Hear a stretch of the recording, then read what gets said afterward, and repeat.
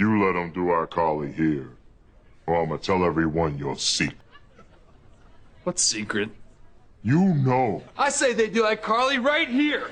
Okay, so this episode of iCarly was taken off streaming services. It stopped coming back in reruns. And I think somebody took the only digital copy of this tape, taped it to a rock, and threw it off a cliff. Virginia and West Virginia will merge to form one huge Virginia. Or you could find it on the iCarly Season 4 DVD release, but which one are you more likely to find? iCarly Season 5 is pretty infamous for being one of the least quality seasons right off the bat. Not only are Freddie and Sam in some kind of weird situation because of the end of the last season where Sam admitted she liked Freddie, but we're kind of like abandoning this whole web show idea and just focusing on character relationships, which usually would be a good thing, but in the world of Teen Nick, sometimes they like to be rebellious for the sake of being rebellious. iCarly Season 5 Episode 1 is called I Lost My Mind. But what is it that makes this episode so infamous? That gives this whole show's reputation the beginning of the end. It is so clear in this episode why iCarly went so downhill, but that's not why they took it off the streaming services.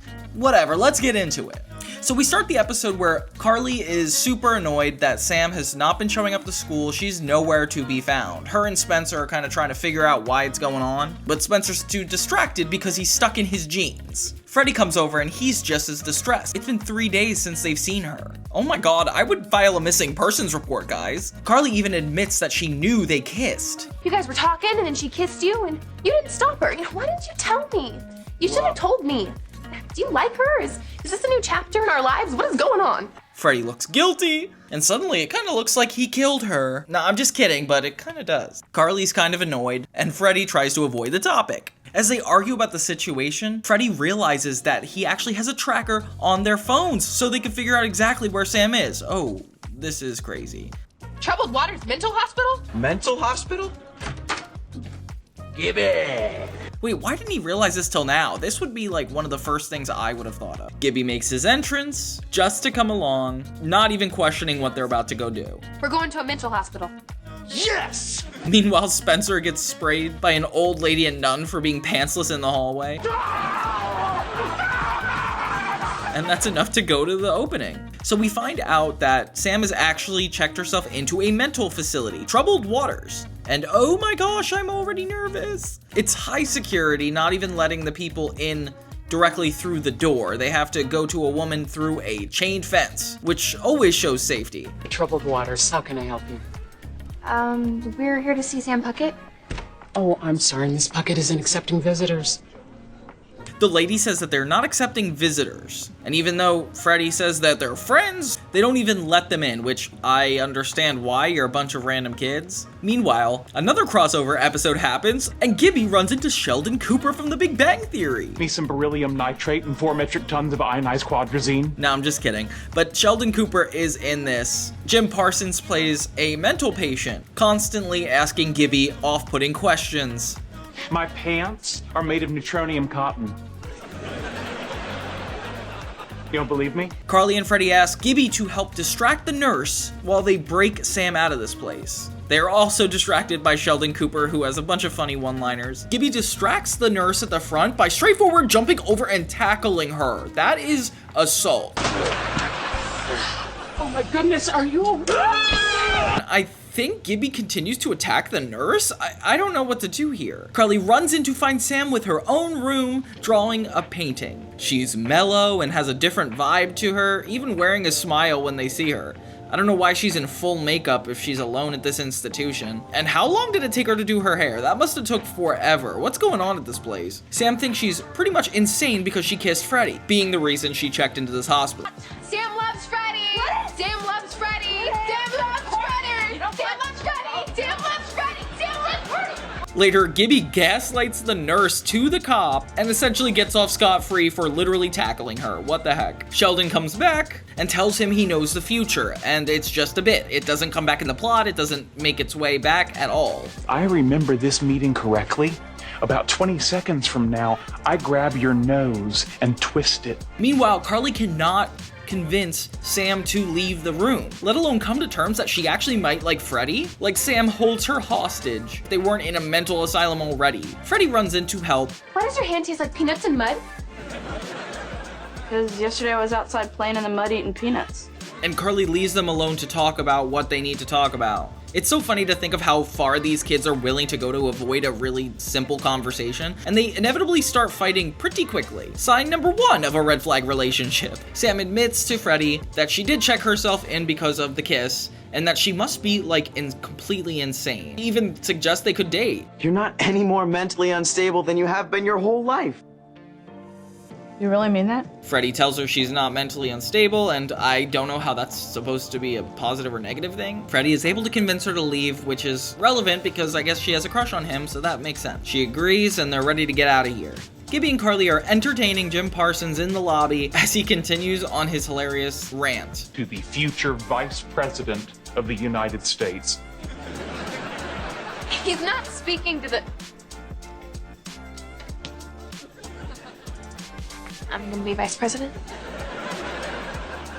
Yeah.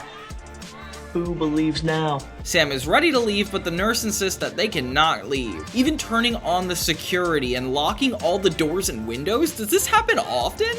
Like, you really have to prepare for moments like this, and I guess, oh my gosh. Trying to escape. Ugh, I'm not trying to escape. She checked herself in here. And now I'm checking myself out.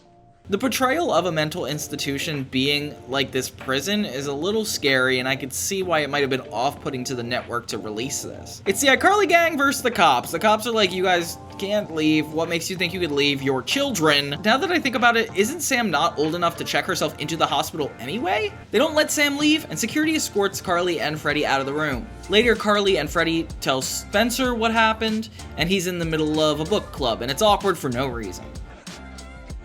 Hey. Hi.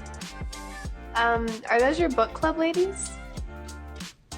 Yes. After he escorts the ladies out, the three fill him in on what's up, and they have a plan that he needs to be a part of. And at first denying it, but there's nowhere to run, really. Just get some lady to go there with you and say she's Sam's mom and have her sign Sam out. Later, Sam and Jim Parsons are getting along, which is cute. And for some reason, they let Freddie and Carly back in after getting escorted out the last day. Is there anybody watching these guys? Then they have Spencer pose as Sam's mom, which should be Jane Lynch. I don't know why Jane Lynch isn't here. She could do this. How'd your laser hair removal go? Great, now I'm smooth as a doll. And without her social security, her ID, they just have her fill out a paper, and I guess she's able to leave soon? And one of the patients actually recognizes Spencer, pulls off the wig, and they could tell that this is another plan of escape. No, you have me confused with someone else. That isn't me, Pam Puckett. Goodbye. So security is activated again, and the cops return. Freddie suggests they do the web show from the mental institution, and at least the web show is being tied back into why they need Sam to come back. I mean, it could be enough that she's not actually crazy, but the fact they had to get the web show on is enough too. The patients all team up and threaten the cops to let them do iCarly. How are you gonna have such a fun-loving webcast go on with this tense circumstance? Like, all these patients are standing around, there's cops staring at you. How could they be funny in this moment? Oh wait, well, they go through with it anyway. Kick my thigh. I won't even feel it. Just seems like everybody backs up and kind of lets them do their thing. And I really can see why they had an issue with this episode now. Why are they making light of a mental institution like this? It's no wonder that this episode was definitely taken off streaming services. I don't think Nickelodeon would relish in talking about this experience. It's just hard because it's such a pivotal episode in the Sam and Freddie storyline that since it's missing from so many places, it's like hard to follow what really brought them together. I don't know if this is even worth remembering. Like, why do they have to be in a mental institution? You already can tell this is going to be some kind of lost media later on, that people are going to be like, remember that episode when they went to an institution? I mean, at least that's how I feel people talk about now. And I kind of recognize it as the episode with Jim Parsons in it. In the year 2029, aliens capture Ryan Seacrest. And it sucks they have to wipe it from everywhere, because I really like that guest star. As they're doing the web show, it turns out all the fans are courting Sam and Freddie as a couple, which is such an inappropriate time, guys. It seems like the teenage drama takes over the law in this episode. Finally, Freddie reveals that nobody asked him what he thinks of the situation, which is fair. He switches to his iPad and publicly claims that he likes Sam back. He kisses her in front of millions of people and Jim Parsons. And it's finally official that they are a couple as of now. And they never leave the institution, the end. Oh my gosh, what is this? But yeah, we could see why that episode was taken off the air. It definitely doesn't look like something Nickelodeon could be proud of, but it sucks because it's definitely a really important episode. It's not like the Hannah Montana episode I talked about where Oliver had diabetes and they took that off for controversial reasons. Like, this is straightforward, like, offensive, and I could see why it's not necessarily there. But what do you guys think? Do you think this really should have been pulled, or are you not offended by the mental institution stuff? I know it's a little distasteful on my end. Thank you guys so much for watching. This is Johnny2000, and I will see you next time.